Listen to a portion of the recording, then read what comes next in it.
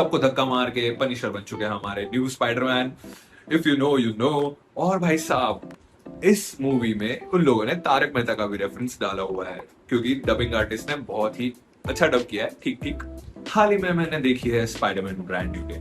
भाई साहब, ये मूवी एक बहुत ही बढ़िया प्योर स्पाइडरमैन मैजिक क्रिएट करती है। अगर आपने इंसोम्नियाक की सारी स्पाइडरमैन गेम्स खेली हैं और आप बहुत ही बड़े स्पाइडरमैन फैन हो, तो आपको ये मूवी बहुत ही बढ़िया लगेगी। इसका ट्रेलर बहुत ही ज्यादा हाइप क्रिएट कर चुका था और मैं फर्स्ट डे लास्ट शो देखने गया था, क्योंकि कॉर्पोरेट मजदूर हूं मैं, तो ऑफिस के टाइम तो जा नहीं सकता। बट मैं गया था रात के 8 बजे। ठीक है, शाम के 8 बजे, नॉट रात के 8 बजे। तो पूरे थिएटर भरे हुए हैं और भाई साहब लोग चिल्ला रहे हैं और क्या मजे कर रहे हैं। और इसका हिंदी डब अच्छा सा ही है, ठीक ही है। बट अगर आप हिंदी देखना नहीं चाहते तो आई टोटली रिकमेंड कि आपको इंग्लिश में देखनी चाहिए मूवी। बट मैंने बहुत सारी मूवीज, मार्वल मूवीज हिंदी में देखी हुई है, तो मैं हिंदी में देखने गया था। और भाई साहब, इस मूवी में उन लोगों ने तारक मेहता का भी रेफरेंस डाला हुआ है, क्योंकि डबिंग आर्टिस्ट ने बहुत ही अच्छा डब किया है। ठीक ठीक। और सीबीएफसी सेंसर बोर्ड की मां का आशीर्वाद रहेगा स्पाइडरमैन के साथ, क्योंकि बहुत ही सारे अब्रप्ट कट्स डाले हैं उन लोगों ने। जैसे कि एक किसिंग सीन है जो कि उन्होंने कट कर दिया है। मुझे पहले लगा कि क्यों ही कट किया होगा, बट वो मुझे कल थिएटर में जाके समझ आया, क्योंकि बहुत ही सारे पेरेंट्स अपने बच्चों के साथ आए थे, छोटे छोटे बच्चों के साथ। बहुत ही नॉर्मल है, बट उन लोगों ने फिर भी वो किसिंग सीन रिमूव ही कर दिया कि हाँ छोटे बच्चे देखेंगे ये वो।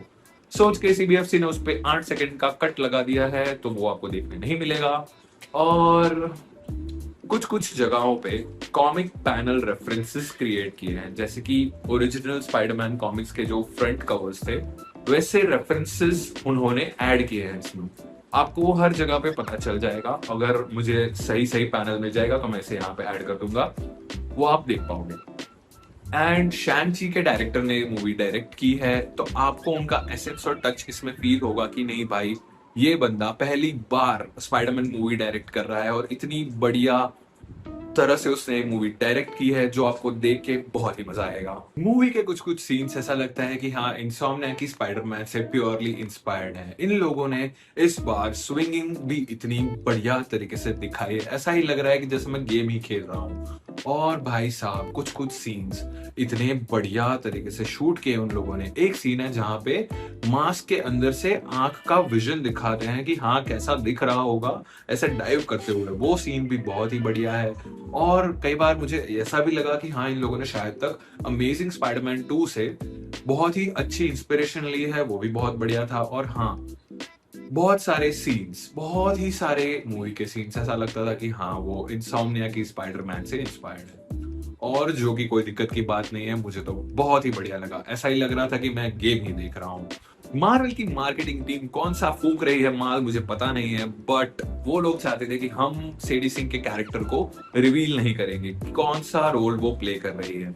तो वो लोग अभी तक कुछ अनाउंसमेंट नहीं कर चुके थे या कुछ दिखाया भी नहीं था, बट फैंस ने सब एक्सपेक्ट करके रखा था कि हाँ ये एक जीन ग्रे हो सकती है। और शायद तक इन लोगों को ये नहीं करना चाहिए था, इन लोगों को बता ही देना चाहिए था, बट वो कुछ सरप्राइज क्रिएट करना चाहते होंगे तो उन्होंने नहीं बताया। बट ये थोड़ा अननेसेसरी लगा मुझे। इस बार पीटर पार्कर के पास ना ही कोई सपोर्ट है, ना ही टोनी स्टार्क का गैजेट्स है, ना टेक है। वो सब अपने आप ही कर रहा है, वो सारी प्रॉब्लम्स अपने आप फेस कर रहा है, ना ही ब्रेक ले रहा है, ना ही उसकी लाइफ में कोई दोस्त है। बहुत ही डिप्रेसिंग स्पाइडरमैन, जो एक पीक स्पाइडरमैन होता है ओरिजिनल कॉमिक एक्यूरेट, वो इन लोगों ने इस बार दिखाया है। और भाई साहब, आप देखते हो कि हाँ उस स्ट्रेस की वजह से स्पाइडरमैन मतलब पीटर पार्कर की लाइफ पे कितना इम्पैक्ट पड़ता है, और उसी वजह से उसके स्पाइडर हार्मोन ज्यादा बढ़ जाते हैं और वो म्यूटेट करने लगता है, और स्टोरी इसी के अराउंड आगे रिवॉल्व करती है। और भाई साहब, उसे कंट्रोल करने के लिए वो एक इनहिबिटर बनाता है जो कि उसके म्यूटेशन को कंट्रोल करेगा, जैसे कि हल्का इनहिबिटर उसके म्यूटेशन को कंट्रोल करता है। कुछ कुछ जगहों पे मूवी आपको ऐसी लगेगी कि हाँ इन लोगों ने मैच नहीं कराया है सीन्स को। जैसे कि स्पाइडरमैन मतलब टॉम हॉलैंड निकल रहा है, उसे पता चलता है कुछ इमरजेंसी है और वो भागता है नीचे, पहनता है कॉस्ट्यूम, डायरेक्ट कट लगता है वो बिल्डिंग के ऊपर, और ऊपर से ऐसे कूदता है। और कुछ कुछ कट्स आपको ऐसे लगेंगे कि हाँ ये थोड़ा एडिटिंग या कुछ और करके, कुछ एक्स्ट्रा सीन्स ऐड करके उसको सॉल्व कर सकते थे, बट नहीं किया उन्होंने। इन दिस मूवी स्पाइडरमैन एक म्यूटेशन के थ्रू जाता है स्पाइडर्स की एक साइकिल होती है जिसमें वो और म्यूटेट होके आगे बढ़ते हैं, तो इसमें स्पाइडरमैन के साथ वो चीज हो रही होती है। तो वो जाता है डॉक्टर बैनर के पास कि हाँ मुझे म्यूटेशन को रोकना है, क्योंकि डॉक्टर बैनर अपने हाथ में एक गैजेट पहनते हैं जिसके वजह से उनकी गामा रेडिएशन कंट्रोल होती है और वो हल्क में ट्रांसफॉर्म नहीं करते। तो स्पाइडरमैन जाता है और उनसे पूछता है, एज अ पीटर पार्कर वहां जाता है और उनसे पूछता है कि हाँ ये इनहेबिटर आपने कैसे बनाया है, और क्या हम सारे ट्रांसफॉर्मेशन के अच्छे एस्पेक्ट ही रख सकते हैं और बुरे नहीं रख सकते, तो कुछ ऐसा कुछ कर सकते हैं हम। और तभी ब्रूस बैनर उससे बोलता है कि हम नेचर में क्या लेना और क्या ना लेना हम डिसाइड नहीं कर सकते, ये हमारे हाथ में नहीं है। और भाई साहब हल्क, मार्क रफेलो, भाई साहब क्या एक्टिंग करी है उस बंदे ने। और भाई एज अ हल्क और स्पाइडरमैन वाला फाइट सीक्वेंस मेरे लिए पीक एक्सपीरियंस था इस मूवी का।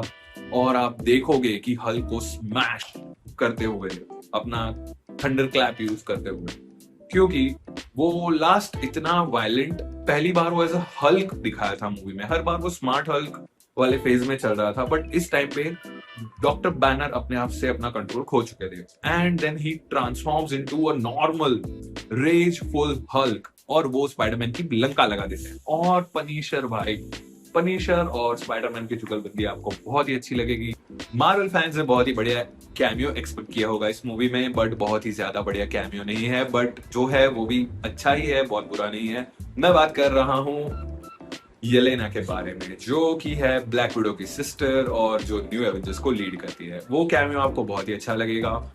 अगर आपको ट्रेलर के कुछ सीन्स याद हो पिछले ट्रेलर के, तो उसमें एक ऐसा सीन है कि हैंड ऐसे उड़ के आ रहा है और यहाँ पे स्पाइडरमैन है। तो कुछ फैंस ऐसा बोल रहे थे कि हाँ यहाँ पे कोई किसी कैरेक्टर को इन्होंने इरेज कर दिया है, यहाँ पे शायद तक इलेक्ट्रा होगी, but I am sorry, I am just going to tell you कि वहां पे ऐसा कोई सीन ही नहीं है। और एक दूसरा सीन, और कुछ लोगों को लग रहा था कि ये ग्रे हल्क होगा, बट वो ग्रे हल्क नहीं है, वो नॉर्मल डॉक्टर बैनर ही है जो ग्रीन शेड में ही अवेलेबल हैं। प्लीज इतनी भारी एक्सपेक्टेशन लेके मत चला करो।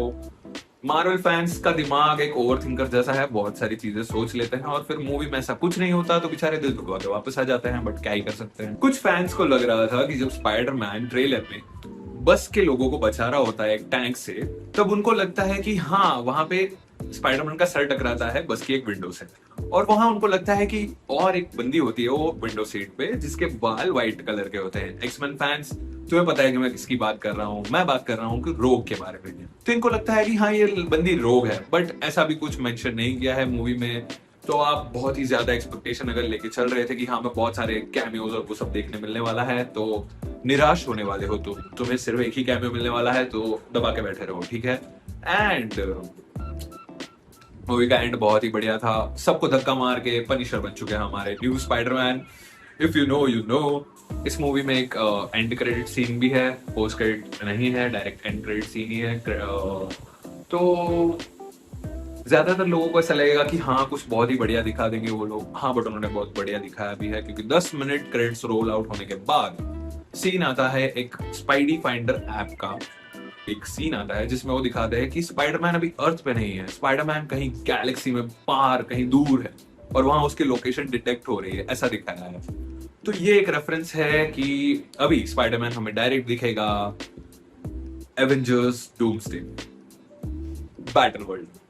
एंड मैं इस मूवी को टोटल दूंगा 7.5, क्योंकि ये मूवी बहुत ही बढ़िया थी, मेरा एक्सपीरियंस बहुत ही बढ़िया रहा। बस मुझे एक ही शिकायत है हमारे इंडियन फैंस से कि हाँ भाई मत चिल्लाओ, डायलॉग्स नहीं सुनाई देते हैं मुझे। एक तो ऑलरेडी साला डब करके ये लोग नहीं सबटाइटल होते कि मैं इमेजिन भी कर पाऊं, तो लोग चिल्लाने लगते हैं कि हाँ आ गया आ गया आ गया, और फिर कुछ सुनाई नहीं देता। आई नो हर कोई फैन है, हर किसी ने टिकट के पैसे दिए हैं, बट स्टिल भाई थोड़ी शांति रख लो, कुछ सुनाई भी दे हमको। अभी मुझे मूवी फिर से देखने जाना है क्योंकि मैं एक बार से मेरा मन नहीं भरा है, तो मैं दूसरी बार जाने वाला हूँ। एंड आपको, अगर आप मार्वल फैन हो तो आप तो मिस आउट करने ही नहीं वाले, सो गो एंड एंजॉय।